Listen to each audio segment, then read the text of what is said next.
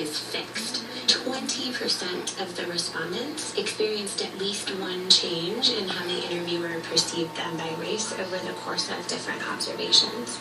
Yes, your race can change over time. Much like how in winter John Boehner fades from pumpkin to butternut. So, well, this is amazing. It's an extraordinary story. So what would cause someone's race to change, I say, you ask?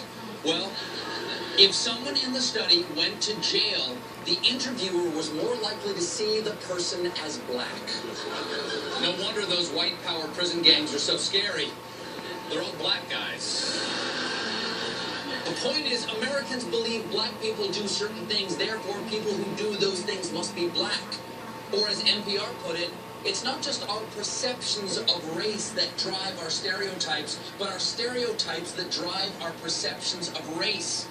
Yes, our perceptions of race are driven by racial stereotypes, which is why they're always getting pulled over. Now, incredibly, folks, you can even undergo a race change after you're dead, because the study found that when people had died as a result of homicide, funeral directors were more likely to list the person as being black. And if the person died of alcoholic cirrhosis, the funeral director was more likely to list the person as being Native American. And they list you as white if you choked on kale chips while dancing to Jason Mraz.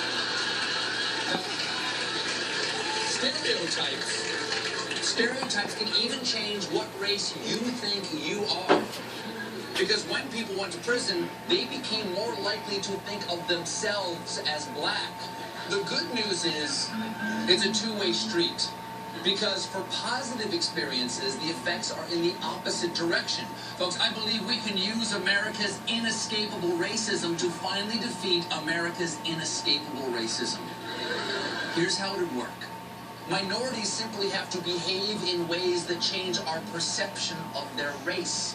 For instance, Mexicans, you can seem a lot less Mexican if you complain about all the Mexicans coming here to steal our jobs. I mean, think about it. Right now, there's a Mexican doing your job and sleeping with your wife.